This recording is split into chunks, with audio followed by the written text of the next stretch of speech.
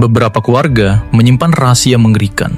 Sebagian lain hidup dengan rasa kewajiban dan kehormatan yang terdistorsi.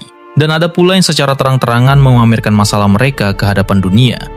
Dunia video game kerap mengeksplorasi konsep keluarga toksik. Hubungan di mana ikatan darah bukan jaminan kedamaian, melainkan sumber konflik, trauma, dan kehancuran.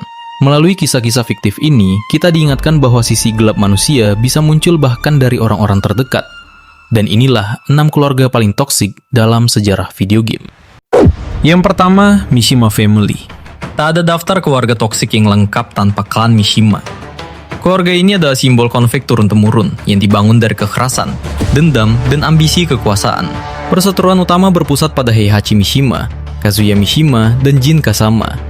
3 generasi yang saling mencoba membunuh satu sama lain demi kekuasaan. Namun toksisitas ini tak berhenti di situ.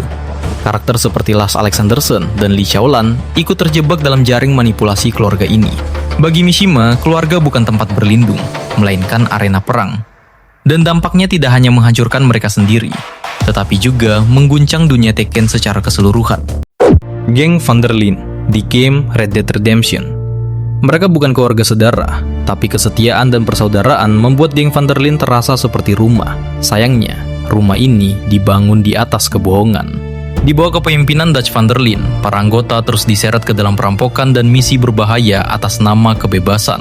Seiring waktu, idealisme Dutch berubah menjadi manipulasi dan delusi, menghancurkan geng dari dalam.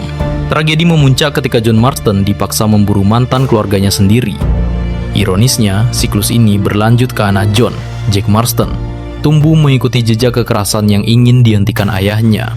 Keluarga ini membuktikan bahwa toxic legacy bisa diwariskan, bahkan tanpa ikatan darah. Zeus! Your son has returned. I bring the destruction of Olympus! Selanjutnya, Greek God Family dari seri God of War. Hubungan Zeus dan Kratos adalah contoh ekstrim keluarga toksik berbasis kekuasaan absolut. Sebagai ayah, Zeus tidak pernah benar-benar melihat Kratos sebagai anak. Ia memanipulasi, menipu, dan memanfaatkan Kratos sebagai alat demi mempertahankan tahtanya. Pengkhianatan ini menumbuhkan kebencian mendalam yang berujung pada kehancuran Olympus. Yang lebih tragis, trauma ini terbawa ke generasi berikutnya. Kratos kesulitan menjadi ayah bagi Atreus.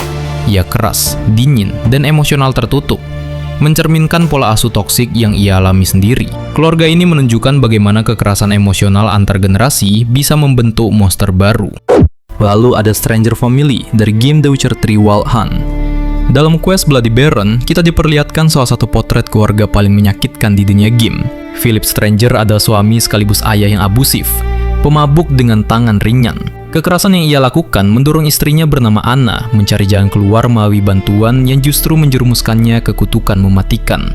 Kisah ini membahas tema berat seperti KDRT, kecanduan, penyesalan, dan konsekuensi tak terhindarkan dari kekerasan dalam rumah tangga. Tak ada pahlawan di keluarga ini, hanya korban dan penyesalan. Keluarga Kenway dari seri Assassin's Creed, terjebak di tengah konflik abadi Assassin versus Templar, dan harga yang mereka bayar adalah darah keluarga sendiri. Haytham Kenway, Grandmaster Templar, berdiri berseberangan dengan putranya, Raton Hakepon atau Connor, yang memilih jalan assassin. Bentrokan ideologi ini berujung pada tragedi ketika Connor dipaksa membunuh ayahnya sendiri. Satu pihak mengejar kekuasaan dan kontrol, yang lain menginginkan kebebasan dan perdamaian. Namun pertanyaannya tetap sama, apakah ideologi layak dibayar dengan nyawa keluarga sendiri? Terakhir, The Santa Family dari GTA 5. Jika keluarga toksik adalah tontonan, maka keluarga The Santa adalah reality show tanpa sensor.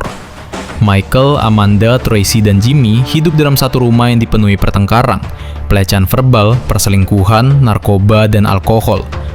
Mereka saling memanfaatkan, saling menyalahkan, namun anehnya tetap bertahan bersama. Tak ada komunikasi sehat, hanya ego dan frustrasi. Beban emosional yang mereka pikul menjadikan keluarga ini contoh nyata bahwa toxic environment bisa terasa sangat realistis, bahkan menyakitkan. Kita hanya bisa membayangkan beban emosional yang dirasakan oleh mereka yang terpaksa menjalani kehidupan di lingkungan yang toksik yang mereka ciptakan. Keluarga toksik dalam dunia game adalah cerminan pahit dari realitas manusia. Meski kisah-kisah ini fiktif, trauma dan konflik yang mereka gambarkan terasa sangat nyata. Game tidak hanya menghibur, Mereka memaksa kita untuk menghadapi sisi gelap hubungan manusia, terutama ketika keluarga justru menjadi sumber luka terdalam. Dan itulah 6 keluarga toksik di sejarah video game. Terima kasih udah luangin waktu tonton. Gua Rama Saputra, sampai jumpa coy.